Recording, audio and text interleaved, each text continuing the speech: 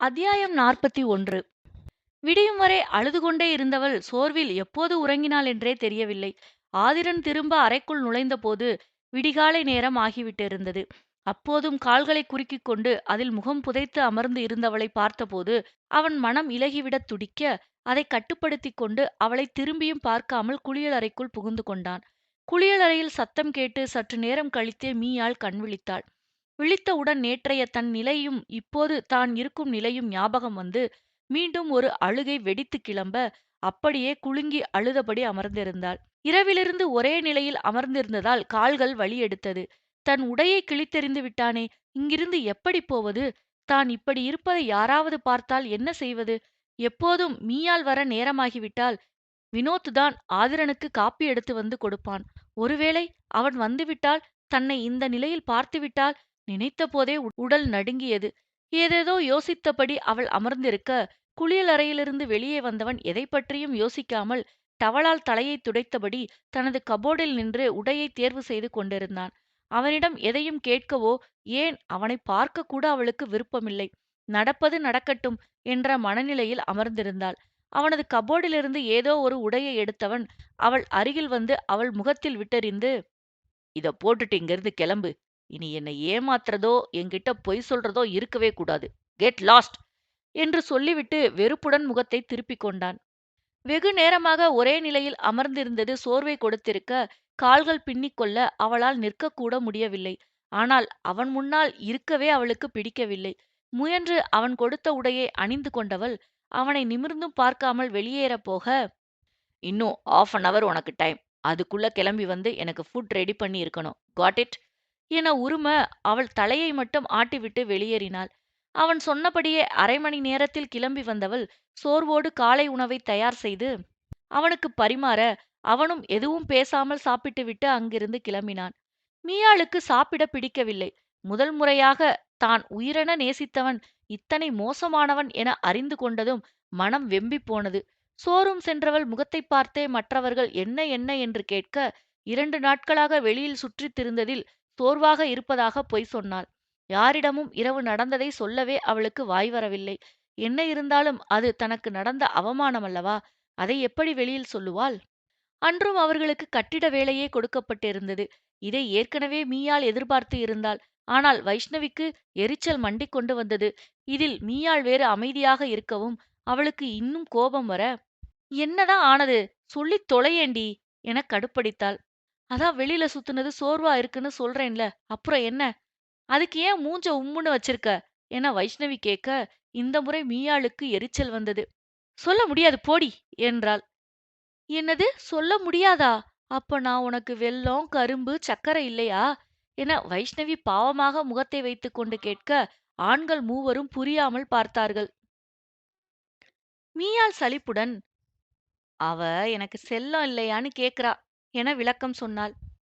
"நான் உன் மேல எவ்வளவு அம்பு வச்சிருக்கேன். கொஞ்சம் கூட என்ன மதிக்கவே மாட்டிறியே" என வைஷ்ணவி மீண்டும் உதட்டை பிதுக்க, அஜய் குழப்பத்துடன், "என்னது அம்பா?" என்றான். "அன்ப தாண்டா அந்த டால்டா டின்னு அப்படி சொல்லுது" என விசால் சிரிப்போடு சொன்னான். "மதிக்க முடியாது போடி" என்று வேண்டுமென்றே மீயாள் அவளை வெறுப்பேற்றினாள். "அன்பு ஒன்றுதான் ஆர்பனேஜ்" என்றாள் வைஷு. "எதே?" என்றான் அஜய்.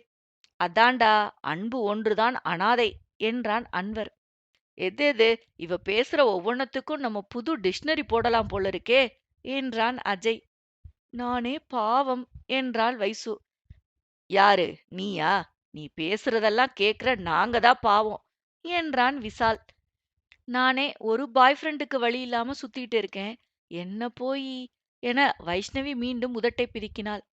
"அவன் அவன் சோத்துக்கே வழி இல்லாம சுத்திட்டு இருக்கான். உனக்கு பாய் ஃப்ரெண்ட் இல்லாததுதான் இப்ப பெரிய பிரச்சனையா?" என விசால் அவளை முறைத்தான். "பொறாமை சூழ் உலகு" என்றாள் வைஷு. "அடே, இவ தொல்ல தாங்க முடியலடா. இந்த கலவ மிஷினுக்குள்ள மாட்டி நான் செத்து போனாலும் போறேன். என்ன விடுங்கடா. என்னால முடியல" என அஜய் அலறினான். "உன்னை யாரும் பிடிக்கவே இல்ல தம்பி. போ, செத்துப்போ. இன்னைக்கு நீ, நாளைக்கு நான், அதுக்கப்புறம் அவன், அதுக்கப்புறம் இவன், அதுக்கப்புறம் அவ. எல்லாரும் ஒரு நாள் சாக வேண்டியவங்க தான். ஆனா விதை யாரு போட்டது? நீதான் அஜுகுட்டி. அதெல்லாம் பெருமையா? கடமை, ஒவ்வொருத்தரோட கடமை என வைஷ்ணவி சொல்ல, அஜய் முகம் போன போக்கைப் பார்த்து அவ்வளவு நேரம் இருந்த இறுக்கம் மாறி மீயாள் வாய்விட்டு சிரித்தாள். அவளோடு சேர்ந்து மற்றவர்களும் சிரிக்க அந்த இடமே கலகலப்பானது. எப்போதும் அவர்கள் பார்க்கும் வேலைதான் என்றாலும் கொஞ்சம் கடினமாகத்தான் இருந்தது. இங்கேயும் சின்ன பெண்கள் என இறக்கப்பட்டு அவர்களுக்கு உதவி செய்ய நிறைய பேர் இருந்தார்கள். எத்தனை இருந்தபோதும் வெயிலில் ஓய்வில்லாமல் வேலை பார்த்தபோது மிகவும் சோர்வாக உணர்ந்தார்கள். இதில் ஆதிரன் மீயாளை வேண்டுமென்றே வீட்டில் அதிக வேலை செய்ய வைத்தான். முன்பெல்லாம் காலையில் மட்டுமே வேலை இருக்கும். இப்போது மாலையிலும் அவளை வர வைத்தான். வீடு முழுவதும் கூட்டி துடைத்து அவனுடைய துணிகளை துவைத்து என நிற்கக்கூட நேரமில்லாமல் அவளைப் போட்டு பிழிந்து எடுத்தான். நாளுக்கு நாள் அவள் உடல்நிலை மோசமாக ரொம்பவும் சோர்வடைந்து போனாள். ஒரு வாரம் முழுவதும் அவளைப் போட்டு படுத்தி எடுத்த பின்தான் ஆதிரனுக்கு மனம் கொஞ்சம் சமாதானமானது. அதற்காக அவளை விட்டுவிடும் எண்ணமும் இல்லை. அன்று வீடு முழுவதையும் துடைத்துக் கொண்டிருந்த மீயாளுக்கு இடுப்பு வலி பெண்டை நிமித்த அந்த கடுப்பில் ஆதிரனை அவள் கண்டமேனிக்கு திட்டிக் கொண்டிருந்தாள். இவனுக்கு பீஸ்ட்ன்னு பேரு வச்சாலும் வச்சேன், கொஞ்ச நாள்ல அப்படியே மாறிடுவான் போல இருக்கே.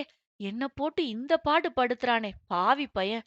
என்கிட்ட சரசம் பண்ணவே இவங்க அம்மா அப்பா இவனை பெத்து விட்டிருப்பாங்க போல இருக்கு.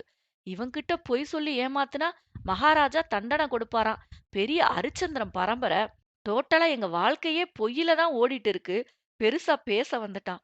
அந்த ரகு பையன் பொய் சொல்லி ஏமாத்தி எங்களை இந்த கம்பெனில வேலைக்கு சேர்க்கும்போது இவன் புத்தி புல்லு மேய போயிருச்சான்னு தெரியலையே. ஐயாவுக்கு இப்பதான் பொய் சொல்லக்கூடாதுன்னு ஞான உதயம் வந்திருக்கு போல இருக்கு. டேய் ஆதி, ஒரு நாள் தெரியும் என் சேதி. தெரிஞ்சா ஆவ நீ பீதி. அன்னைக்கு போகும்டா உனக்கு பேதி. நீ ஒரு கபோதி. உனக்கு அடிக்கிறேன்டா ஒரு நாள் விபூதி. என்ன வேலை செய்ய சொல்லிட்டு இவன் எங்க போய் தொலைவான்? அது சரி, நான் வேலை பார்த்தேனா பாக்கலையான்னு இவன் எப்படி கண்டுபிடிப்பான்? நான் ஏமாத்துனா இவனுக்கு எப்படி தெரியும்? இன்னும் பால் வடிகிற பச்சை பிள்ளையாவே இருக்கிறியே மியா. இந்த ஐடியா உனக்கு முன்னமே தோணாம போயிடுச்சே என அவள் தாடையை தடவி தீவிரமாக யோசித்துக் கொண்டிருக்க, அந்த பக்கம் அவள் பேசியதையும் அவள் செய்கைகளையும் கவனித்துக் கொண்டிருந்த ரகுவரன் விழுந்து விழுந்து சிரித்துக் கொண்டிருந்தான். அவன் அருகில் அமர்ந்து பார்த்து கொண்டிருந்த ஆதிரன் மீயாளை முறைத்துக் கொண்டிருக்க, ரகுவரன் சிரிப்பதைப் பார்த்ததும் அவனையும் திரும்பி முறைத்தான். எந்த ஊர்க்காரியா இருப்பாடா இந்த கிளி கிழிக்கிறா என ரகுவரன் மீண்டும் சிரிக்க, ஆதிரனுக்கும் வெளிதாக சிரிப்பு வந்தது. அவளுக்கு வாய் திமிரு அதிகந்தாண்டா. இவ்வளவு வேலை வாங்கி இவ்வளவு கஷ்டப்படுத்தியும் அவளுக்கு வாய் குறையுதா பாரேன் என ஆதிரன் கடுப்புடன் சொன்னான். நீ கைக்குத்தானே வேலை கொடுத்த, வாய்க்கு வேலை கொடுக்கலையே. அதான் அது ஃப்ரீயா இருக்கேன்னு பேசுறா போல இருக்கு என ரகுவரன் சிரித்தான். டேய், நீ வேற வெறுப்பேத்தாதடா. அவள போய் என்னன்னு கவனிச்சிட்டு வரேன் என கீழே இருந்த அவர்கள் அலுவலக அறையிலிருந்து வெளியே வந்தவன் நேராக மாடியில் அவள் வேலை செய்த இடத்தை நோக்கிச் சென்றான். அவள் தண்ணீரை வைத்து சுத்தம் செய்து கொண்டிருக்க, அதை கவனிக்காமல் அதில் வழுக்கி விழப்போனவனை தாங்கி பிடித்த மீயால், எப்பவும் கண்ண பாதையில வச்சு நிதானமா நடக்கணும். நான் தான் எப்பவும் பெரிய ஆளுன்னு அகந்தையில எதையாவது பராக்கு பார்த்துக்கிட்டே வந்தா அப்புறம் கீழே விழுந்து மூக்கு உடைஞ்சு போகும் என வேண்டுமென்றே சொன்னாள். ஏய் திமிரா, நான் இப்ப எதை பார்த்துட்டு கீழே விழ பார்த்தேன்னு சொல்ற? நீ தண்ணிய கண்ட இடத்துல கொட்டி வச்சா யாரா இருந்தாலும் கீழே விழத்தான் செய்வாங்க என ஆதிரன் கடுப்படித்தான். நீங்க எதை பார்த்தீங்கன்னு எனக்கு எப்படி தெரியும்? இவ்வளவு நாள் பக்கத்துல பார்த்த பார்வையிலேயே எது உண்மைன்னு என்னால கண்டுபிடிக்க முடியல. இதுல தூரத்துல இருந்து நீங்க பார்க்கறதெல்லாம் நான் என்னன்னு கண்டுபிடிக்கிறது? மொத்தத்துல அது பொய்யான பார்வைன்னு மட்டும் தெரிஞ்சு போச்சு. நான் வேணும்னே தண்ணிய கொட்டி வைக்கல. நான் தொடைக்கிற இடத்துல நீங்க தான் வந்து நிக்கிறீங்க என சொன்னவள் அவனை கண்டுகொள்ளாமல் திரும்பி நின்று தரையை துடைக்க ஆரம்பித்தாள். அவள் என்ன சொல்ல வருகிறாள் என புரிந்து தன்னையும் தன் காதலையும் பொய் என சொன்னதை தாங்க முடியாதவன், ஏய் என்ன சொல்ல வர என கோபத்தோடு கேட்டான். நான் ஒன்னும் சொல்ல வரல. முதல்ல தள்ளுங்க, எனக்கு வேலை இருக்கு. பதில் சொல்லிட்டு அப்புறம் வேலைய பாரு. உங்களுக்கு பதில் சொல்லலாம் எனக்கு நேரம் இல்ல. ஏகப்பட்ட வேலை கிடக்கு. நான் உங்களுக்கு பதில் சொல்லிக்கிட்டு இருந்தா அந்த வேலையெல்லாம் யார் பாப்பா? பரவால்ல. முதல்ல எனக்கு பதில் சொல்லிட்டு அப்புறம் வேலைய செய். நேரத்தோட வேலை பார்க்கலைன்னா அதுக்கு வேற தண்டனை கொடுப்பீங்களே சார். இப்ப சொல்ல முடியுமா முடியாதா? என்ன வேலை செய்ய மட்டும் தானே இங்க வேலைக்கு வச்சீங்க. நீங்க கேக்குற கேள்விக்கெல்லாம் பதில் சொல்ல இல்லையே. உன்னை வேலைக்கு வச்ச எனக்கு கேள்வி கேட்கிற உரிமை இருக்கு. மரியாதையா பதில் சொல்லு. பதில் சொல்லணுமா கூடாதாங்கிற உரிமை எனக்கும் இருக்கு. பதில் சொல்லலைன்னா என்ன செய்வீங்க எனக் கேட்டவள் கண்களில் துளியும் பயமில்லை. மேடம்க்கு பயம் விட்டு போச்சா? மறுபடியும் முதல்ல இருந்து ஆரம்பிக்கணுமா? எனக்கு ஒண்ணும் பிரச்சனை இல்ல. பகலா இருக்கே, நெறைய பேர் வந்து போவாங்கன்னே பார்க்கிறேன். உனக்கு அதுதான் விருப்பம்னா தாராளமா செஞ்சா போகுது. என அவளை நெருங்க, அவளோ கண்களில் கனன்ற கனலுடன் பின்னால் நகர்ந்தாள். எல்லாருக்கும் மத்தியில் மட்டும் அவன் தன்னை அவமானப்படுத்தினால் தன்னுடைய இன்னொரு முகத்தைப் பார்ப்பான். சுவற்றின் ஓரமாய் நின்றவள் அவன் தன்னை நெருங்குவதைக் கண்டும் அன்றைய நாளைப்போல் அங்கிருந்து ஓடத் துணியாமல் அப்படியே நின்றாள். அவளின் தைரியம் கண்டு அவனுக்குள் ஒரு சிறு வியப்புதான். ஆனால் அவள் பேசியதற்கு நிச்சயம் அவளுக்கு தண்டனை கிடைத்தே தீர வேண்டும் என அவள் அருகில் செல்ல, அதற்குள் ரகுவரன் அவனை அழைக்கும் குரல் கேட்டது. டேய் ஆதி, உன்னை எவ்வளவு நேரமா கூப்பிடுறது? அங்க கிளையண்ட் லைன்ல இருக்காங்க. நானும் கொஞ்ச நேரம் சமாளிச்சு பார்த்தேன். முடியல. அதான் உன்னை தேடி வந்தேன். இதோ வரேன்னு சொல்லிட்டு போன. எவ்வளவு நேரமா இங்கேயே இருக்க? சீக்கிரம் வாடா என ரகுவரன் அழைக்க, ஆதிரன் மீயாளைப் பார்த்தவன் ஒன்றும் பேசாமல் அவனோடு சேர்ந்து இறங்கிச் சென்றான். போகும்போது ரகுவரன் திரும்பி மீயாளைப் பார்க்க, அவன் பார்வையில் என்ன இருந்தது என்பதை அவளால் புரிந்து கொள்ள முடியவில்லை. அத்தியாயம் 42. மீயாள் ஓய்வில்லாமல் வேலை செய்ததைப் பார்த்த நண்பர்களுக்கு கவலையாக இருந்தது. இதில் அவனை வீட்டில் எதிர்த்து பேசியதில் இன்னும் அவன் வேலைகளை அதிகரிக்க, இதை இப்படியே விட்டால் சரிவராது என நினைத்த நண்பர்கள் எல்லோரும் மீயாளிடம் கலந்து பேசினார்கள்.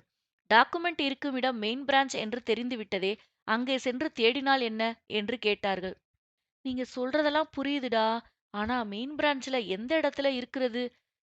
ஆனா மெயின் பிரான்ச்ல எந்த இடத்துல இருக்குங்கிறத நாம எப்படி கண்டுபிடிக்கிறது? என்றாள் மீயாள். நானும் அதை யோசிச்சேன் மியா. எனக்கென்னவோ ஆதிரன் சார் பிஏ ஸ்டாலின் கிட்ட டீட்டெயில்ஸ் இருக்கும்னு தோணுது. அவன்தான் எங்கெங்க என்னென்ன இருக்குன்னு அவருக்கு ஞாபகப்படுத்துறது. நேத்து நான் போனப்ப கூட ஏதோ டாக்குமெண்ட்ஸ்னு பேசிக்கிட்டாங்க. அப்போ அந்த ஸ்டாலின் ஆபீஸ்ல இருக்க ஏதோ ஒரு கபோர்ட்ல இருந்து ஃபைல எடுத்துதான் அந்த டாக்குமெண்ட்ஸ் எந்த இடத்துல இருக்குன்னு கண்டுபிடிச்சு சொன்னான். நாமளும் இந்த மாதிரி தேடி பார்த்தா என்ன? என அன்வர் கேட்டான். நீ சொல்றதெல்லாம் வாஸ்தவம் தான்டா. ஆனா இங்க எப்படி அந்த ஃபைல தேடி பார்க்கறது? சிசிடிவி இருக்கு. ஃபுல் டைம் செக்யூரிட்டி இருப்பாங்க. அதோட இவ்வளவு பேர் வேலை பார்க்கறாங்களே என மீயாள் யோசனையோடு கேட்டாள். எப்பவா இருந்தாலும் சிசிடிவிய மறைச்சுதான் ஆகணுமியா. நைட் டைம்ல விட இங்க டே டைம்ல தேடினாதான் நமக்கு ரிஸ்க் கிடையாது. ஏன்னா நாம அங்க வேலை பார்த்ததா ஏதாவது ஒரு சாக்கு சொல்லிக்கலாம். என்ன ஒண்ணு, உள்ள போய் வேலை பார்க்கற மாதிரி நாம ஏதாவது திட்டம் போட்டு உள்ள போகணும் என விசால் யோசனையோடு சொன்னான். திடீரென முகம் மலர்ந்த மீயாள், அஜய் தானே ஃப்ளோர் கிளீனிங். இன்னைக்கு அவன் மனசு வச்சா நாம உள்ள போகலாம் என சொன்னாள். அவள் சொன்ன யோசனைப்படி அஜய் தெரியாமல் கொட்டுவது போல முழு பாக்கெட் தண்ணீரையும் ஆதிரன் அறையில் கால் தவறி ஊற்றுவது போல ஊற்றிவிட, நடராஜன் அதை நீதான் கிளீன் பண்ண வேணும் என சொல்ல மீயாள் அஜய்க்கு ஆதரவாக பேசினாள். சார், பாவம் சார். ஏதோ தெரியாம பண்ணிட்டான். அவன் எப்படி தனியா வேலை செய்வான்? இன்னைக்கு நாள் ஃபுல்லா எல்லா இடத்துலயும் அவன்தான் ஃப்ளோர் கிளீனிங் பண்ணியிருக்கான். அவனுக்கும் கை வலிக்கும்ல.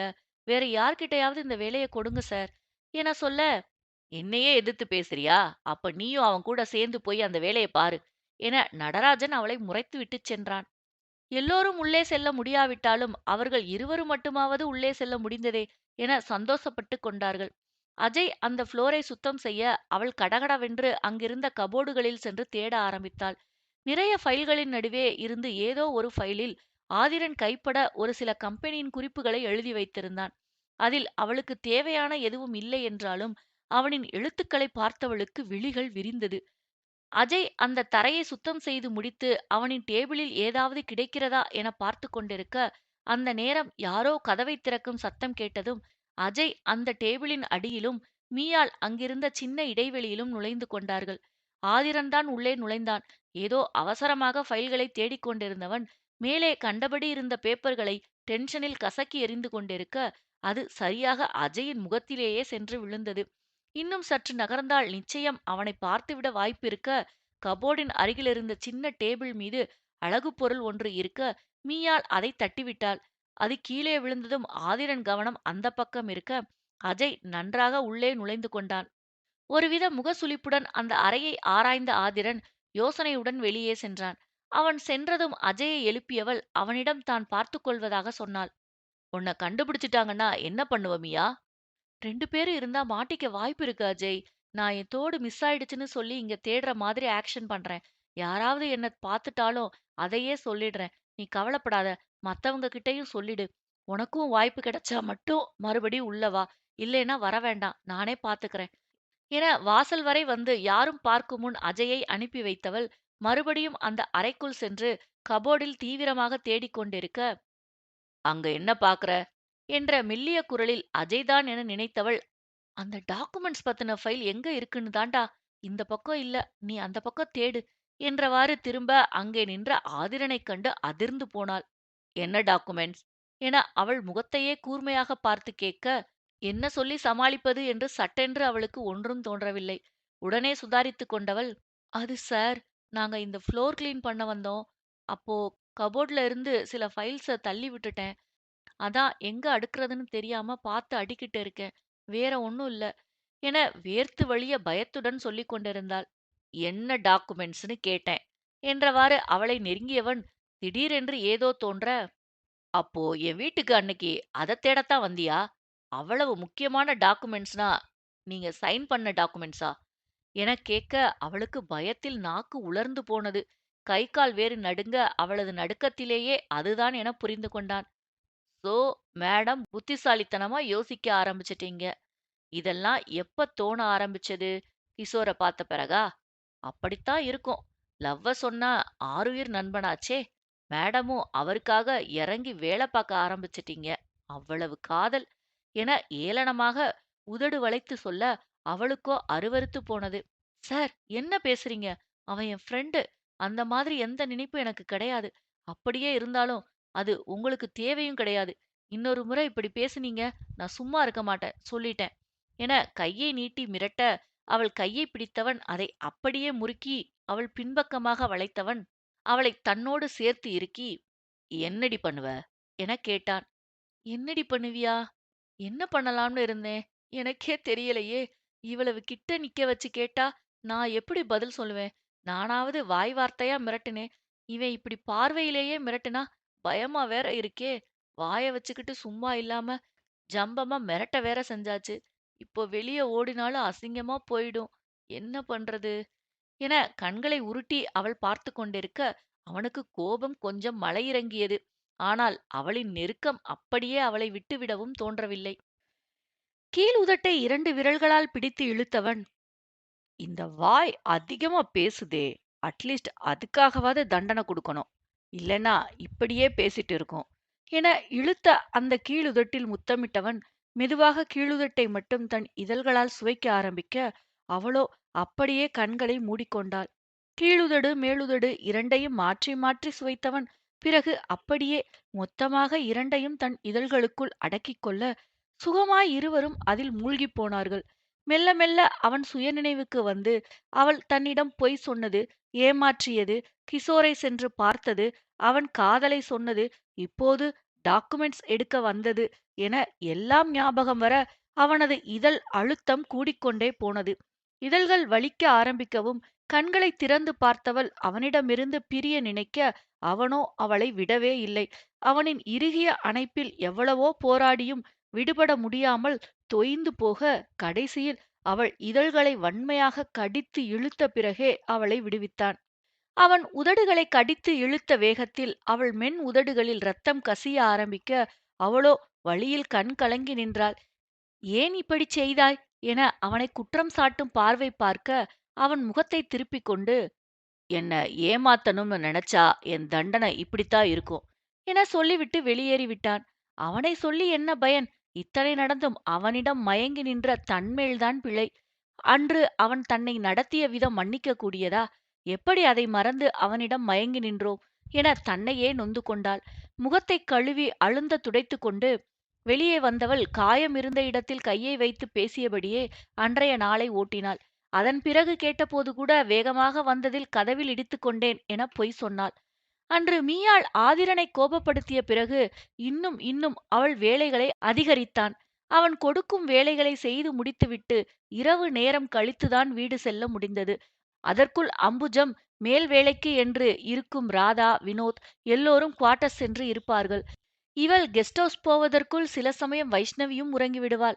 ஆரம்பத்தில் வைஷ்ணவி கவலையோடு அவளுக்காக காத்திருந்தாள்தான்.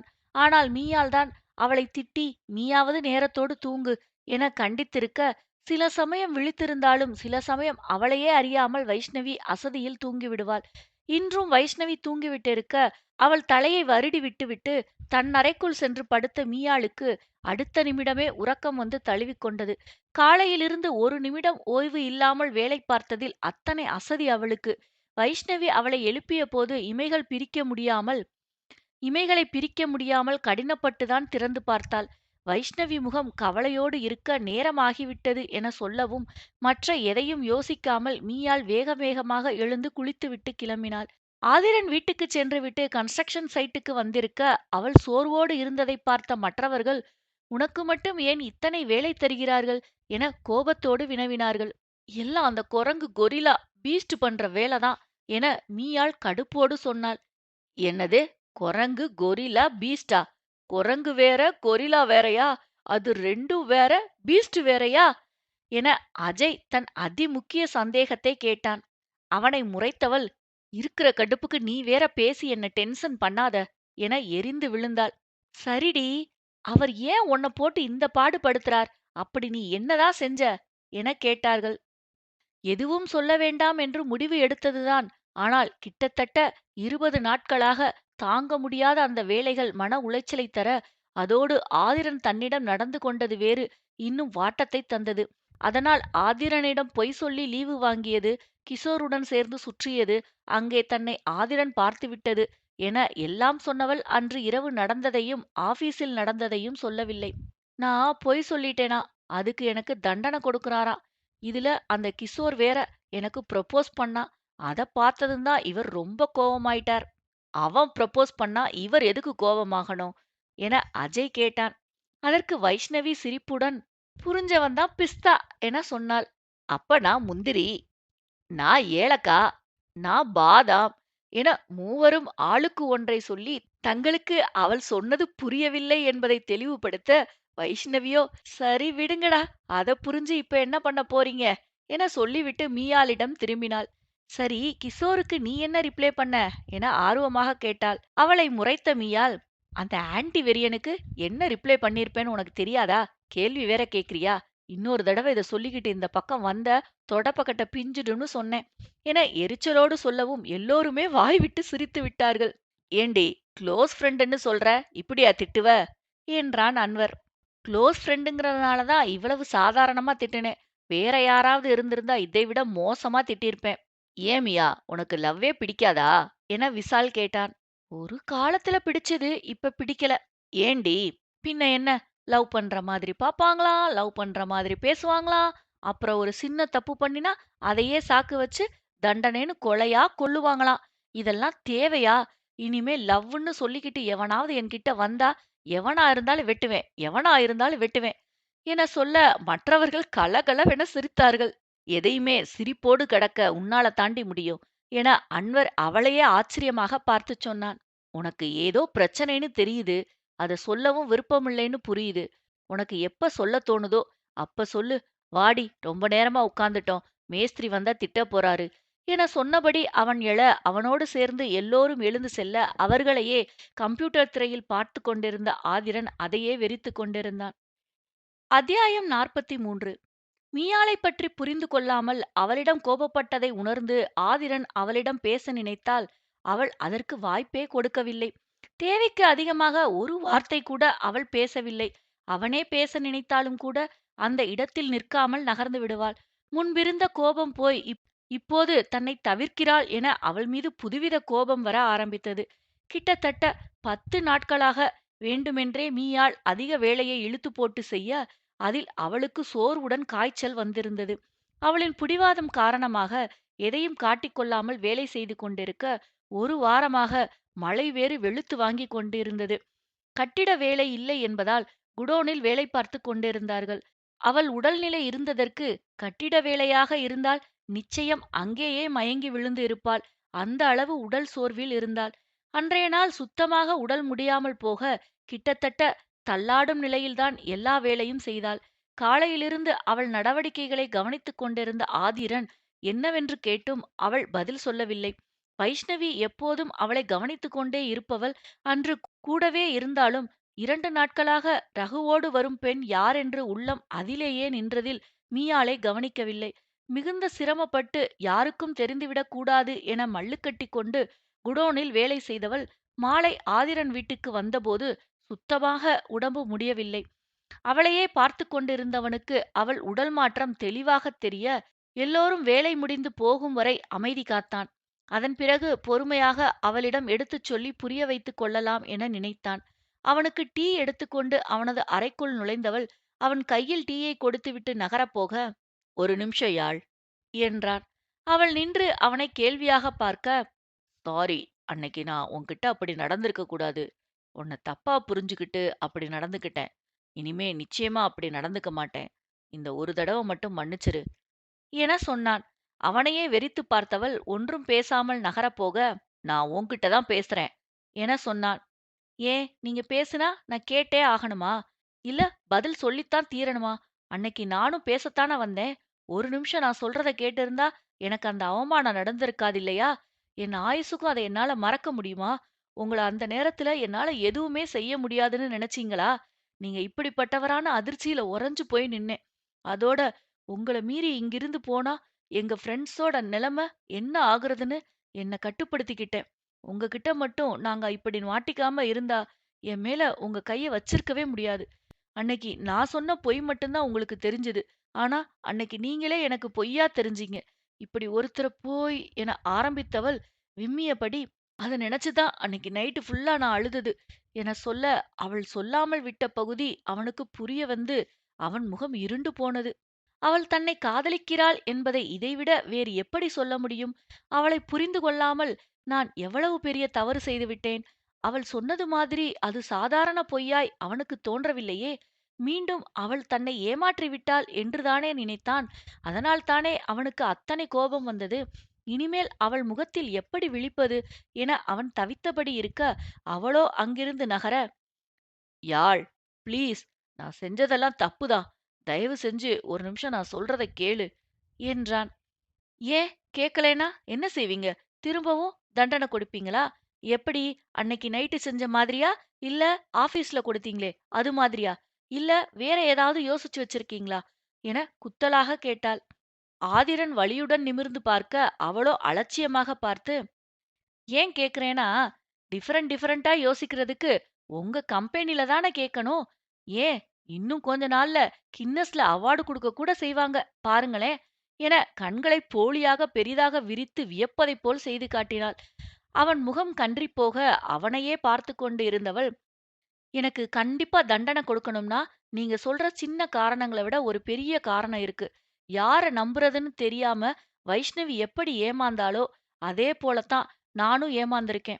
அதுக்காக வேணும்னா தண்டனை கொடுக்கலாம். அதுக்கு நீங்க தண்டனை கொடுக்க வேண்டாம். எனக்கு நானே கொடுத்துக்கிட்டா தான் சரியா இருக்கும். என்னை ஏமாத்துனவங்கள விட ஏமாந்தவங்க தான் குற்றவாளி" என்றவள் நடக்க முடியாமல் நடந்து பால்கனி அருகே சென்றவள் நின்று நிதானமாய் அவனைத் திரும்பிப் பார்த்து பால்கனி கதவை வெளியில் பூட்டினாள். உடல்நிலை சரியில்லாமல் இருந்த சோர்வு, அதிகமாக வேலை செய்த சோர்வு, அன்று அவன் தன்னிடம் காட்டிய வன்மையால் வந்த சோர்வு, அவனையே நினைத்து நினைத்து தன்னை வருத்திக் கொண்ட சோர்வு, எல்லாம் சேர்ந்து அவள் கால்கள் தள்ளாடியது. இருந்தாலும் ஒருவித வீம்போடு சென்று கொட்டும் மழையில் நின்றிருந்தாள். நேற்று காலையில் இருந்து மழை வேறு விடாமல் பெய்து கொண்டிருந்தது. அதுவும் மாலை வேளையில் சுத்தமாக ஓய்வே இல்லாமல் கொட்டிக் கொண்டிருந்தது. அவனோடு சாதாரணமாகத்தான் சண்டையிட்டது.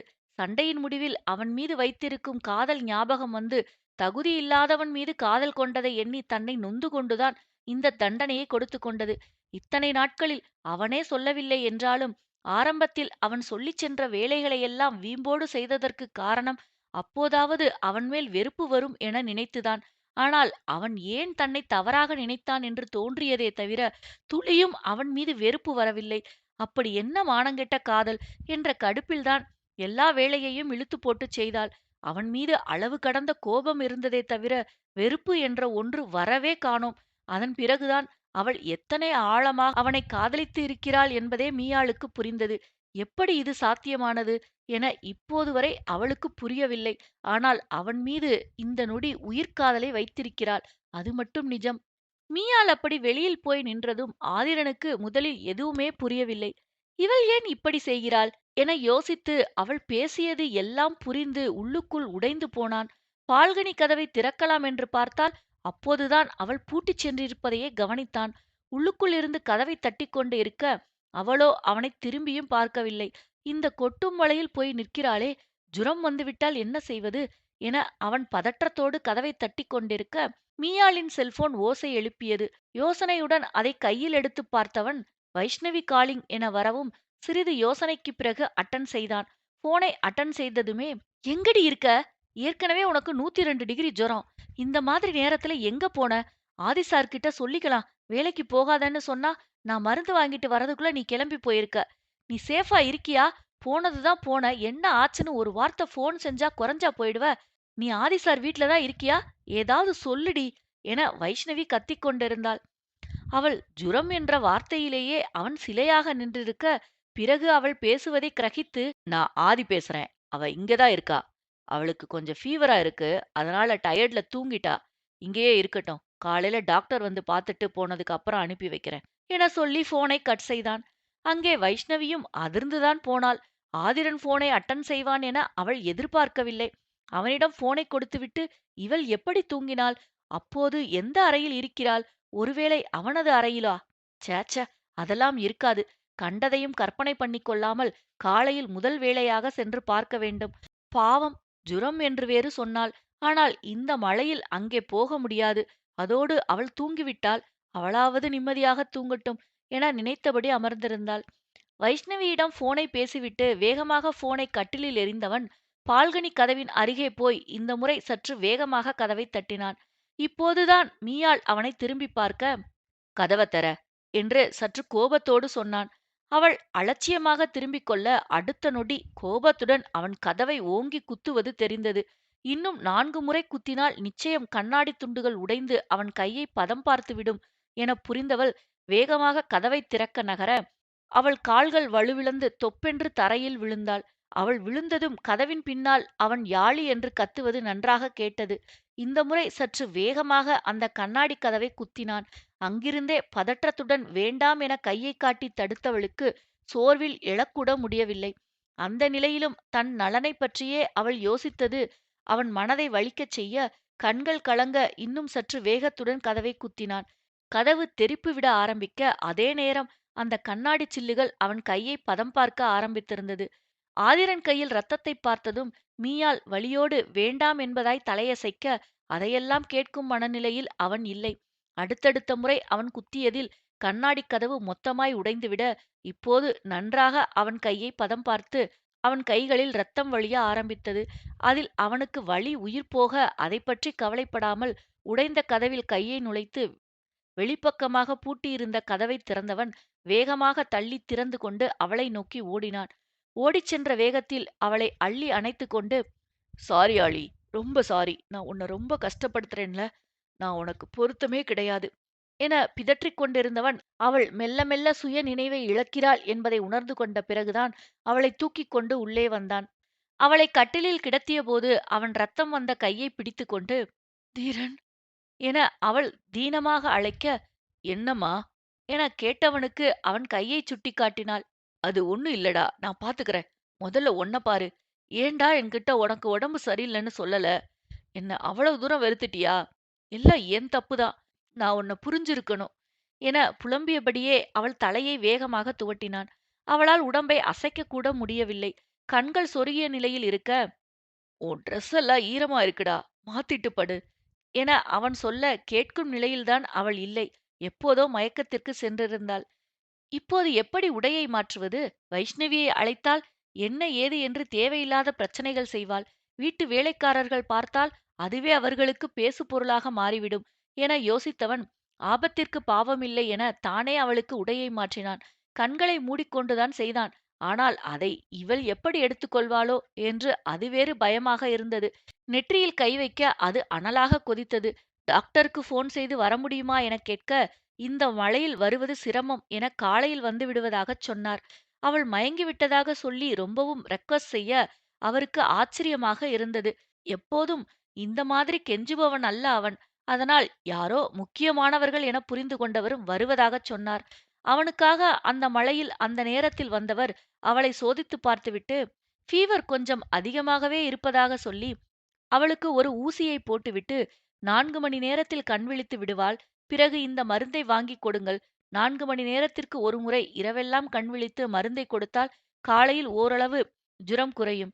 நான் காலையில் வந்து பார்க்கிறேன் என சொல்லி கிளம்பிவிட்டார். அவரை வழி அனுப்பி வைத்தவன் அந்த மருந்துகளை வாங்க கடை கடையாக அலைய, எந்தக் கடையும் அந்த கொட்டும் மழையில் திறந்திருக்கவில்லை. எங்கெங்கோ அலைந்து திரிந்து 24 மணி நேரம் இயங்கும் ஒரு மருத்துவமனையின் மெடிக்கல் ஷாப்பில் சென்று மருந்துகளை வாங்கிக் கொண்டு வீட்டுக்கு வந்தான். 4 மணி நேரத்தில் கண் விழித்தவளுக்கு மருத்துவர் சொன்னது போல மருந்துகளை கொடுக்க, அதை குடித்துவிட்டு மீண்டும் தூங்கிப் போனாள். இரவு முழுவதும் கண் விழித்து அவ்வப்போது அவளுக்கு ஜுரம் இருக்கிறதா என பார்த்து கொண்டே இருந்தவன், மருத்துவர் சொன்ன நேரத்தின்படி மருந்துகளையும் கொடுத்து கொண்டிருந்தான். மறுநாள் காலையில் கண் விழித்த மீயாள் தான் எங்கிருக்கிறோம் என அறையைச் சுற்றி பார்வையிட, அப்போதுதான் அவளுக்கு ஒவ்வொன்றாக ஞாபகம் வந்தது. அத்தியாயம் 44. மறுநாள் காலையில் கண் விழித்த மீயாளுக்கு தலை சற்று பாரமாக இருந்தது. மெல்ல அறையை சுற்றி கண்களை ஓடவிட்டவளுக்கு நேற்று நடந்தது ஒவ்வொன்றாக ஞாபகம் வந்தது.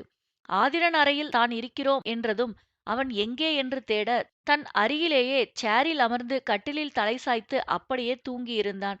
அவள் சிறிதளவு அசைந்ததிலேயே கண் விழித்தவன் வேகமாக எழுந்து அவளைப் பார்க்க, "உனக்கு இப்ப எப்படி இருக்கு? உடம்பு ஓகே தானே? உடனே டாக்டர வர சொல்றேன்" என அவசரமாக அவருக்கு போன் செய்து அழைத்தான். அவரும் சிறிது நேரத்தில் வந்து விடுவதாக சொல்லி போனை வைக்க, அவன் போனை கட் செய்ததும், "உங்க கை எப்படி இருக்கு?"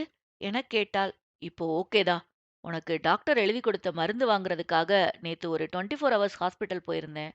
அங்கதான் என் கைய பார்த்துட்டு ஃபர்ஸ்ட் எய்ட் பண்ணி கட்டு போட்டு விட்டாங்க" என கையை திருப்பி பார்த்தபடி சொன்னான். "உங்களுக்கு மருந்து எதுவும் கொடுத்தாங்களா? அத கரெக்ட்டா சாப்பிட்டீங்களா?" என மீயாள் மெலிதான குரலில் கேட்டாள். அவளுக்கு இன்னும் சோர்வு அப்படியேதான் இருந்தது. 2 நாட்களாக சாப்பிடாமல் இருந்தது வேறு உடலில் வலுவிழந்தது போல் இருந்தது. "இன்னும் இல்ல, இனிமேதான் சாப்பிடணும். முதல்ல உனக்கு இட்லி எடுத்துட்டு வர சொல்றேன். நீ சாப்பிட்டு மருந்து சாப்பிடு" என சொன்னவன் அங்கிருந்து லேண்ட்லைன் நம்பருக்கு அழைத்து அம்புஜம் அக்காவை உடனே இட்லி சுட்டு தனது அறைக்கு எடுத்து வரச் சொன்னான். அவர் 15 நிமிடங்களில் இட்லி சட்னியோடு அவனது அறைக்கு வர, அங்கே இருந்த மீயாளை கேள்வியாக பார்த்து புருவம் சுருக்கினார். "கொடுத்துட்டீங்கல்ல, கீழ போங்க" என அவரை விரட்ட, அவளை திரும்பி திரும்பி பார்த்தபடி கீழே இறங்கிப் போனார். அவளுக்கு அவனே ஊட்டிவிட்டு மாத்திரையும் கொடுத்தான். "நீங்க சாப்பிடலையா?" எனக் கேட்க, புன்னகையுடன் சாப்பிட்டு அவனும் மருந்துகளையும் சாப்பிட்டு முடித்தான். அந்த நேரம் சரியாக மருத்துவரும் வந்துவிட, அவளை பரிசோதித்துவிட்டு, "இப்போ ஒண்ணும் பிரச்சனை இல்ல" என சொல்லி இன்னொரு ஊசியை போட்டுவிட்டு, "இவ்வளவு அஜாக்கிரதையா இருக்கக்கூடாதும்மா. மழை நேரம் வேற. ஊரெல்லாம் வைரஸ் ஃபீவர் பரவிட்டு இருக்கு. நீங்க பாட்டுக்கு அலட்சியமா இருந்தா அது ஆபத்துல தான் போய் முடியும். நல்ல வேளை சார் சரியான நேரத்துல எனக்கு கூப்பிட்டார். முதல்ல இந்த மழையில வெளியில போகணுமான்னு யோசனையா இருந்தது. எப்பவும் ஒரு அழுத்தத்தோடு மிரட்டலாவே இருக்கிறவரு உங்களுக்கு கெஞ்சினாரு. அப்போ முக்கியமான ஆளாதான் இருக்கணும்னு தான் உடனே கிளம்பி வந்தேன். நான் சொன்னபடி சரியான நேரத்துல ராத்திரியெல்லாம் கண் முழிச்சு மருந்து கொடுத்ததுனால தான் உங்களுக்கு ஃபீவர் குறைஞ்சிருக்கு. இல்லைனா இந்த ஃபீவர் அவ்வளோ சீக்கிரம் குறையாது" என அவனைப் பற்றி பெருமையாக சொன்னவர், "இனி பிரச்சனை இருக்காது" என சொல்லி விடைபெற்றுச் சென்றார். அவர் விடைபெற்றுச் சென்றதும் அவள் அருகில் வந்தவன் ஏதோ பேச வாயெடுக்க, அதற்குள் மீயாளின் செல்போன் ஓசை எழுப்பியது. அதை எடுத்துப் பார்க்க வைஷ்ணவியிடம் இருந்துதான் போன் வந்தது. அவனை யோசனையுடன் பார்த்துவிட்டு அட்டன் செய்து காதில் வைத்தாள். "என்ன மியா, நேத்து ஃபீவர் அதிகமாகி அங்கேயே டயர்ட்ல தூங்கிட்டதா சாரு சொன்னாரு. நான் அங்க வரவா, இல்ல நீ கிளம்பி வரியா? நான் கீழ தான் இருக்கேன்" என சொல்ல தயங்கியபடி ஆதிரனைப் பார்த்தாள். "நீ கீழேயே வெயிட் பண்ணுடி, நான் இதோ வரேன்" என சொன்னவள் போனை கட் செய்துவிட்டு தன் மீது போற்றியிருந்த போர்வையை விலக்கிவிட்டு எழ, அவளை கையை பிடித்து எழுந்து அமர அவன் உதவி செய்தான். குனிந்து தன் உடையை பார்த்தவள் புருவம் சுருக்கி யோசனையுடன் அவனைப் பார்க்க, அவன் முகமோ அவள் என்ன சொல்வாளோ என கருத்து போனது. "அது நீ ரொம்ப ஈரத்தோட இருந்தியா? அதோட மயக்கத்துக்கு வேற போயிட்ட. ஃபீவர் வேற ஹையா இருந்துச்சு. அதனால தான் நானே மாத்தி விட்டேன்" என சொல்ல விழுக்கென்று அவனை நிமிர்ந்து பார்த்தாள். "ஏய், நீ நினைக்கிற மாதிரி எதுவும் இல்ல. கண்ண மூடிக்கிட்டு தான் மாத்தி விட்டேன்" என அவன் பதறியபடி பதில் சொன்னான். முதலில் அவன் உடை மாற்றி விட்டான் என்றதும் சினம் தலை தூக்க, அடுத்து அவன் சொன்னதில் சிறிதாக சிரிப்பு எட்டிப் பார்த்தது.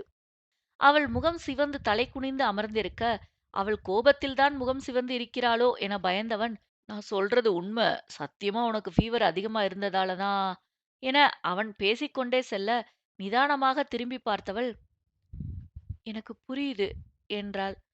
"உனக்கு கோபம் இல்லையா?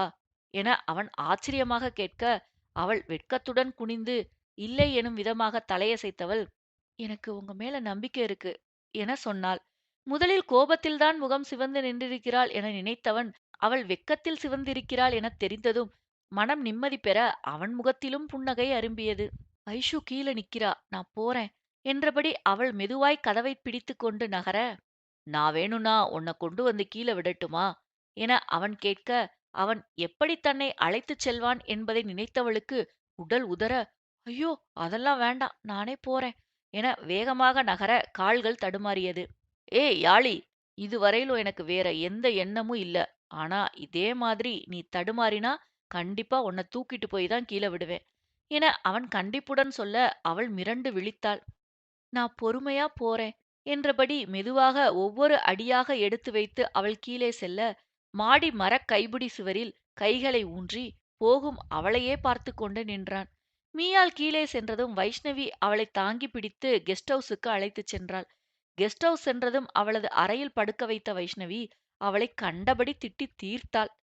உனக்கு கொஞ்சமாவது அறிவு இருக்காமியா? ஃபீவர் அவ்வளவு இருக்குன்னு தெரிஞ்சும் நான் சொல்ல சொல்ல கேட்காம நீ பாட்டுக்கு போய் தூங்கி விழுந்திருக்க. நீ எந்த அளவுக்கு டயர்டா இருந்தா யார் வீடுன்னு கூட பார்க்காம அங்கேயே தூங்கி இருப்ப. வேறு எங்கேயாவது போய் இது போல ஆகியிருந்தா என்ன ஆகுறது? நல்ல வேளை ஆதி சார் வீட்லயா இருந்ததால ஒன்னும் பிரச்சனை இல்ல. எனக்கு அதுவே பயமா தான் இருந்துச்சு. அவர் வேற கொஞ்ச நாளா உன் மேல கோவமா சுத்துறாரு. உன்னை ஒழுங்கா கவனிப்பாரோ மாட்டாரோன்னு அதே யோசனை தான். நைட்டெல்லாம் மழை வேற. என்னால இங்கிருந்து இவ்வளவு தூரம் வரக்கூட முடியல. ஆனா அவர் குரல்ல இருந்த ஏதோ ஒண்ணு நிச்சயம் உனக்கு எந்த பிரச்சனையும் இருக்காதுன்னு என் உள்ளுணர்வு சொன்னுச்சு. அதனால தான் காலையில வர அமைதியா இருந்தேன் என வைஷ்ணவி சொன்னாள். கெஸ்ட் ஹவுஸில் இருந்து ஆதிரன் வீட்டிற்கு சற்று அதிகமான தூரம் இருந்தது. மழையில் வைஷ்ணவிக்கு பாதை தெரியாமல் அங்கே வருவது சற்று சிரமமாகத்தான் இருந்திருக்கும். அதோடு ஆதிரனை மீறி உள்ளே சென்றிருக்கவும் முடியாது. அதை யோசித்துதான் அமைதியாக இருந்திருப்பாள். என்னடி உனக்கு அவர் மேல அவ்வளவு நம்பிக்கை? நைட்டெல்லாம் நான் கிட்டத்தட்ட மயக்கத்துல இருந்திருக்கேன். என்னை ஏதாவது செஞ்சிருந்தா என்ன பண்ணிருப்ப என மீயாள் அவளையே பார்த்தபடி கேட்டாள். வைஷ்ணவிக்கு அந்த எண்ணமெல்லாம் தோன்றவில்லை போலும். பயந்த பயந்த விழித்து, என்னடி இப்படி சொல்ற? அவர பார்த்தா அப்படிப்பட்டவரா தெரியல. அதோடு எப்பவும் அவர் கண்ணுல உனக்கான அன்ப பார்த்திருக்கேன். அது தப்பா எதையும் செய்ய விடாதுன்னு நம்புனேன். ரகுவ பார்த்து கூட அப்படித்தான் நெனச்சேன். எந்த பொண்ணையும் அவன் ஏறெடுத்து பார்த்ததில்ல. அதுதான் அவன்கிட்ட எனக்கு பிடிச்சது. ஆனா இப்போ என கண் கலங்கினாள். எந்த பேச்சு எடுத்தாலும் அதில் ரகுவரனை கொண்டு வந்து முடிக்கவில்லை என்றால் இவளால் பேசாமல் இருக்கவே முடியாது போல என மீயாள் மனதுக்குள் சலித்துக் கொண்டாள். இந்த ஒரு வாரத்தில் 2 முறை ஒரு பெண்ணோடு ரகு சோறும் வந்திருந்தான்.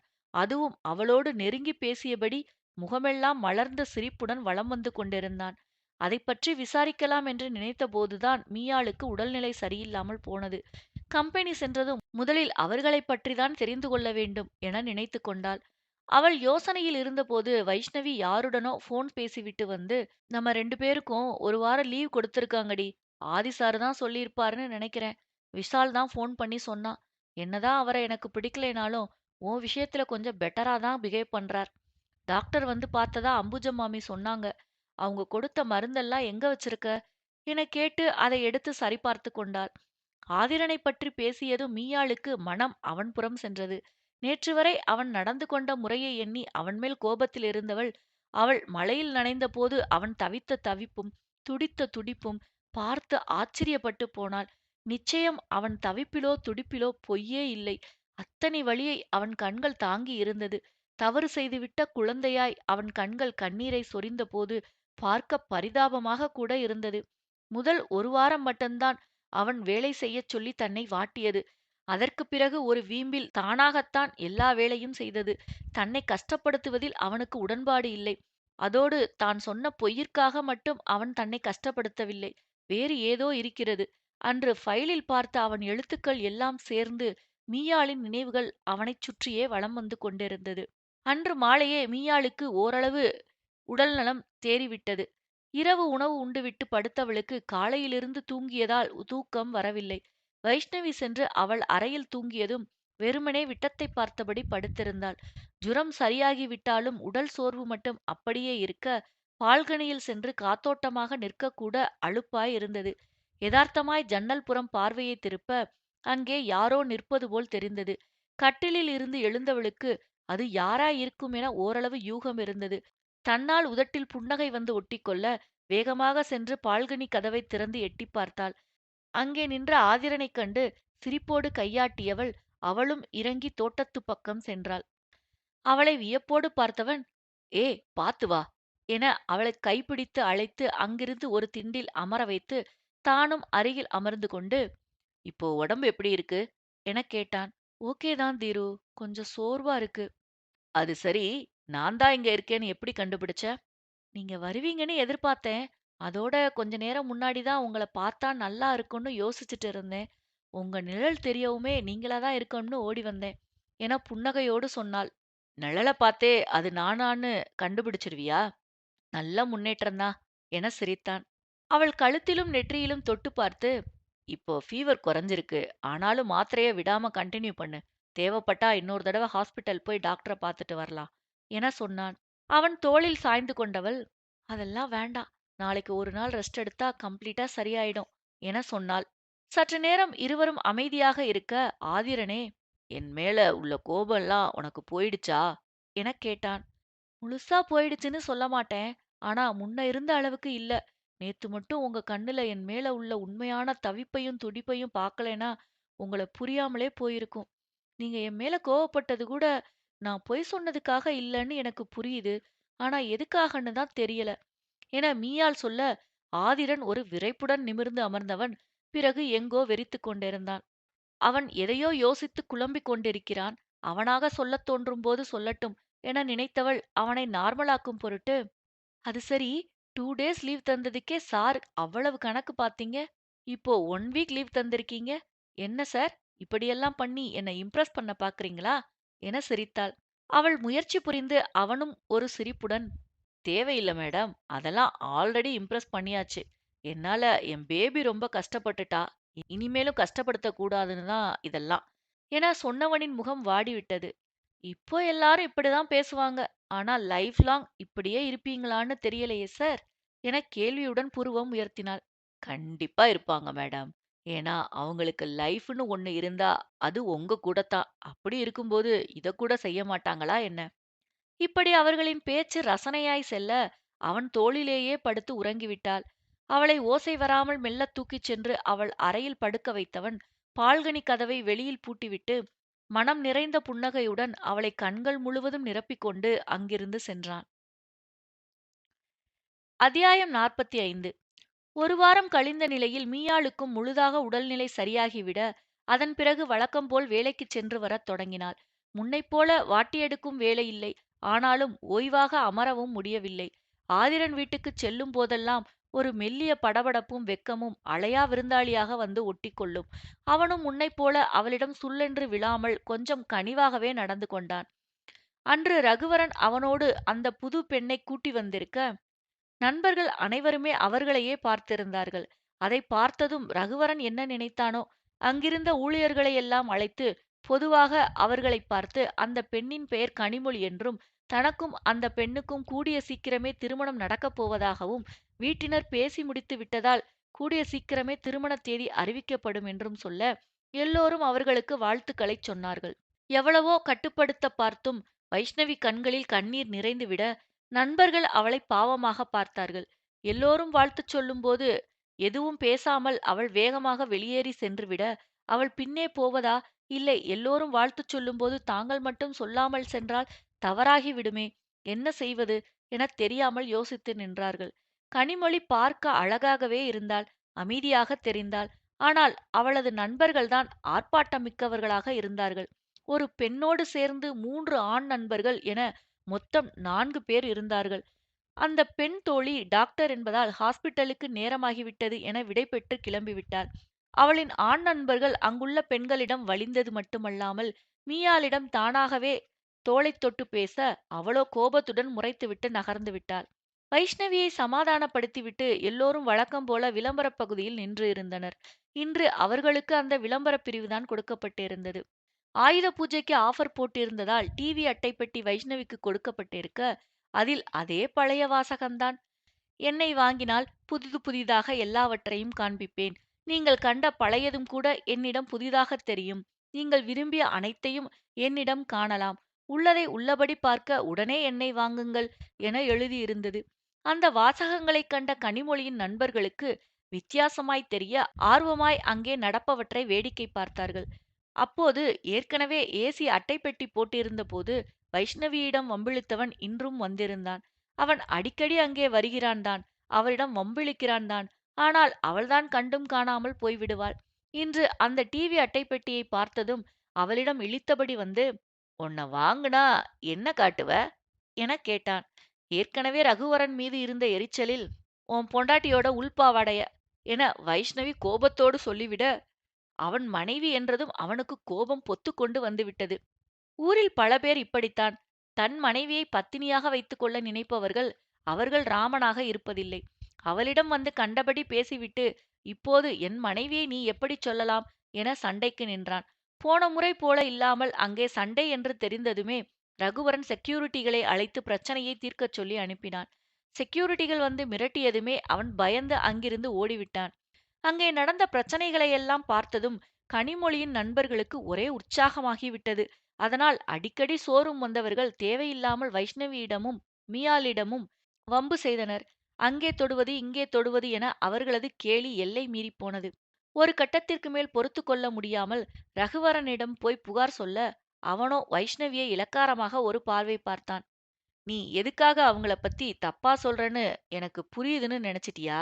உன் வேலையெல்லாம் என்கிட்ட செல்லுபடியாகாது. ஏற்கனவே உன்னை பத்தி எனக்கு நல்லா தெரியும். தேவையில்லாம அவங்கள பத்தி என்கிட்ட புகார் சொல்லாம சொல்ற வேலைய ஒழுங்கா செய்யப் பாரு" என சொன்னவன் மறந்தும் மீயாள் புறம் திரும்பவில்லை. வைஷ்ணவியை திட்டிவிட்டு அவன் வெளியேறிவிட மீயாள் போகும் அவனை யோசனையாக பார்த்தாள். "பாத்தியாடி இவனுக்கு திமிர! அந்த கனிமொழியோட ஃப்ரெண்ட்ஸ்ன்னு நான் குறை சொல்றேனாம். இப்படி குத்தி காட்டிட்டு போறான் பாரு. பெரிய ரோமியோ ஜூலியட் ஜோடி. இத நான் பிரிக்க பாக்குறேன்னு வேற நெனப்பு இவனுக்கு" என வைஷ்ணவி பொறுமி தீர்த்தாள். "இனிமே அவங்கிட்ட ஏண்டி நம்ம குறை சொல்லப் போறோம்? அவங்க நம்மகிட்ட வம்பிழுத்தா நேரடியா மோதிடுவோம். அதுக்கு பிறகு என்ன பிரச்சனை வந்தாலும் சமாளிச்சுக்கலாம். இவனெல்லாம் ஒரு ஆளுன்னு இவன்கிட்ட கம்ப்ளைண்ட் வேற பண்றியா?" என மீயாள் கடுப்புடன் சொல்லிவிட்டு நகர்ந்தாள். அடுத்த முறை கனிமொழியின் நண்பர்கள் வந்தபோது இருவரையும் ஜூஸ் எடுத்து வரச் சொன்னார்கள். எரிச்சலோடு எடுத்து வந்து கொடுக்க, "உங்கள ஜூஸ் கூலிங்கா தானே எடுத்துட்டு வர சொன்னேன். கொஞ்சம் கூட கூலே இல்ல" என சொன்ன ஒருவன் அவர்களை முறைத்தான். "சார், கிளாஸ்ல அப்படித்தான் சார் இருக்கும். நீங்க குடிச்சு பாருங்க, கூலிங்கா இருக்கும்" என வைஷ்ணவி சொல்லிப் பார்த்தாள். "எங்களுக்கு கிளாஸ்லயும் கூலிங்கா தான் இருக்கணும். சரி, போய் காப்பியாவது சூடா எடுத்துட்டு வாங்க. அதாவது கப்பும் சூடா இருக்கிற மாதிரி பார்த்து எடுத்துட்டு வாங்க" என சொன்னான். "அதுக்கு நாங்க கப்ப அடுப்புல வச்சு தான் சார் எடுத்துட்டு வரணும்" என மீயாள் கடுப்புடன் சொன்னாள். "ஆஃப்டர் ஆல் லேபர்ஸ், நீங்க என்ன எதிர்த்து பேசுறீங்களா?" என ஒருவன் எகிறிக் கொண்டு வர, வைஷ்ணவி மீயாளை சமாதானப்படுத்தி அழைத்து வந்தாள். அவளும் பேசுவாள்தான். ஆனால் போன முறையே கனிமொழியின் நண்பர்கள் என்பதற்காக சண்டை போடுவதாக ரகுவரன் சொல்ல, அது வைஷ்ணவிக்கு கொஞ்சம் கௌரவ குறைச்சலாக இருந்தது. அந்த காரணத்திற்காகத்தான் மீயாளை சமாதானப்படுத்தி அழைத்து வந்தாள். மற்றபடி அவளுக்கும் கோபம்தான். இந்த முறை காஃபியை சற்று சூடாகவே எடுத்து வந்து நீட்ட, "இதாவது சூடா இருக்குமா, இல்ல இதையும் தொட்டு பார்த்து தான் தெரிஞ்சுக்கணுமா?" என மீயாளை மேலும் கீழும் அருவருப்பாக ஒரு பார்வை பார்த்து சொல்ல, அதற்கு மேல் அவளால் தன்னை கட்டுப்படுத்திக் கொள்ள முடியவில்லை. "தொடாமலே தெரிஞ்சுக்கலாம் சார்" என மீயாள் சொல்ல, அவன் இளிப்புடன், "எப்படி?" என கேட்டான். "இதோ இப்படித்தான்" என அவன் முகத்தில் காப்பியை எடுத்து ஊற்ற, மற்றவர்கள் கோபத்துடன் அவளை "ஏய்" என்றபடி நெருங்க, அவர்கள் முகத்திலும் காப்பியை ஊற்றினாள். காஃபி சுட சுட இருந்ததால் எரிச்சலில் அவர்கள் ஐயோ அம்மா என்று அலற ஆரம்பித்தார்கள். அவர்களின் சத்தம் கேட்டு ரகுவரன் அங்கே வர, சடுதியில் நிலைமையை உணர்ந்து கொண்டவன் வாசலில் இருந்த செக்யூரிட்டிகளை அழைத்து எல்லோரையும் உடனே மருத்துவமனைக்கு அழைத்துப் போகச் சொன்னான். அவர்கள் அங்கிருந்து நகர்ந்ததும் இருவரையும் முறைத்தவன், "ஷிட்! உங்களுக்கு எத்தனை தடவை சொன்னாலும் புத்தியே வராதா?" என கத்தினான். "சார், அவங்க தான் எங்க கிட்ட" என ஆரம்பித்தவர்களை பேசவே விடாமல், "உங்கள எல்லாம் நல்லபடியா நடத்துனா அத உங்களுக்கு காப்பாத்திக்க தெரியாது. பழையபடி என் வேலைய காமிச்சாதான் சரியா வரும் போல. நாளையில இருந்து மறுபடியும் பில்டிங் வேலைக்கு போங்க. அப்பதான் உங்களுக்கு புத்தி வரும்" என கோபமாக இறைந்துவிட்டு அங்கிருந்து வெளியேறினான். அவன் சொன்னது போலவே மறுநாள் கட்டிட வேலையே கொடுக்கப்பட, என்ன நடந்தது என்று கேட்காமல், "இது என்ன அதிக பிரசங்கித்தனம்" என மீயாள் பொங்கி எழுந்தாள். நேரம் கிடைக்கும்போது ரகுவரனை சும்மா விடக்கூடாது என அவள் நினைத்திருக்க, அன்று ஆதிரன் அந்த பில்டிங் முடியும் தருவாயில் இருப்பதால் அதை பார்வையிட வந்திருந்தான். மீயாளுக்கு ஆதிரனை பார்த்ததும் மனம் குதூகலமாக அவனையே பார்த்து கொண்டு நின்றவள் செங்கல்ல எடுக்கும்போது தவறி காலில் போட்டுக்கொண்டாள். அவளது அலறல் குரல் கேட்டதும் ஆதிரன் பதட்டத்துடன் அங்கே வர அவளது நகக்கண்ணில் பட்டு காலில் ரத்தம் கசிந்தது. அதை பார்த்ததும் சற்றும் யோசிக்காமல் கீழே அமர்ந்திருந்த அவள் முன் மண்டியிட்டு அமர்ந்த ஆதிரன் அவள் காலை பிடித்து தன் மடியில் வைத்து அவள் காலை ஆராய்ச்சி செய்தான். வைஷ்ணவியிடம் தண்ணீரை எடுத்து வரச் சொன்னவன் தன் பிஏ ஸ்டாலினிடம் ஃபர்ஸ்ட் எய்ட் பாக்ஸை எடுத்து வருமாறு கட்டளையிட்டான். அவனின் செயலை எல்லோரும் அதிர்ச்சியுடனும் ஆச்சரியத்துடனும் பார்த்து கொண்டிருந்தார்கள். வைஷ்ணவி தண்ணீரை கொண்டு வந்ததும் மீயாள் காலை கழுவி ஸ்டாலின் கொண்டு வந்த பாக்ஸில் இருந்த மருந்தை எடுத்து அவளுக்கு மருந்திட அவளோ இன்னும் வழியில் அலறினாள். ஒன்னும் இல்லம்மா, கொஞ்சம் பொறுத்துக்கோ என அவளை சமாதானப்படுத்த, தீரன் ரொம்ப வலிக்குது, என்னால முடியல என அவள் அழுதாள். அவளின் கண்களில் கண்ணீரை பார்த்ததும் அவனுக்கு அது வலியைத் தர அவள் கன்னத்தை அழுத்தமாக பற்றி, கொஞ்சம் பொறுத்துக்கோமா, எல்லாம் சரியாயிடும் என சொன்னான். அவர்கள் இருவரையும் அங்கே இருந்த எல்லோரும் கண்கள் விரிய வேடிக்கை பார்த்து கொண்டிருந்தார்கள். அங்கு நடந்த கலாட்டாவை எல்லாம் பார்த்து கொண்டு வந்த ரகுவரன், இது ஏதோ மீயாளின் ஏமாற்று வேலை என நினைத்தவன், இங்க என்ன பண்ற ஆதி என கோபத்தோடு கேட்டான். ஸ்டாலினை அழைத்து அங்கிருந்த கூட்டத்தை எல்லாம் அப்புறப்படுத்தினான். யாழ் கால்ல கல்லு விழுந்துடுச்சுடா, அதான் என சொல்ல, இன்னும் அவள நம்பிட்டு இருக்கியா? முதல்ல எழுந்துருடா. ஒக்கஸ் எல்லாம் பார்த்துட்டு நிக்கும்போது அவ காலை தூக்கி மடியில வச்சுட்டு என்ன பண்ணிட்டு இருக்க என கடுகடுத்தான். எனக்கு யார பத்தியும் கவலை இல்ல, எனக்கு இவதான் முக்கியம். நான் தான் இந்த மாதிரியான வேலையெல்லாம் இவளுக்கு கொடுக்க கூடாதுன்னு சொல்லியிருந்தேனே, யாரு கொடுத்தது என சற்று அழுத்தமாக கேட்டான். உன்னோட எல்லா கம்பெனிஸ்லயும் எனக்கு பொறுப்பும் அதிகாரமும் இருக்குன்னு சொல்லியிருக்க. அந்த உரிமையில நான் தான் கொடுத்தேன். இப்ப என்ன என ரகுவரன் சற்று அதட்டலாக சொல்ல, சீறலுடன் எழுந்த ஆதிரன், ஆமா, நான் தான் சொன்னேன். இப்பவும் அது அப்படியே தான் இருக்கு. ஆனா இவ மேல உனக்கு எந்த அதிகாரமும் உரிமையும் இல்ல. இன்னொரு முறை இவள கஷ்டப்படுத்தணும்னு நினைச்சா என பாதியிலேயே நிறுத்தினான். நினைச்சா நினைச்சா என்னடா பண்ணுவ? என்கிட்ட சண்டை போடுவியா? இல்ல என்னை இங்கிருந்து விரட்டி விட்டுடுவியா?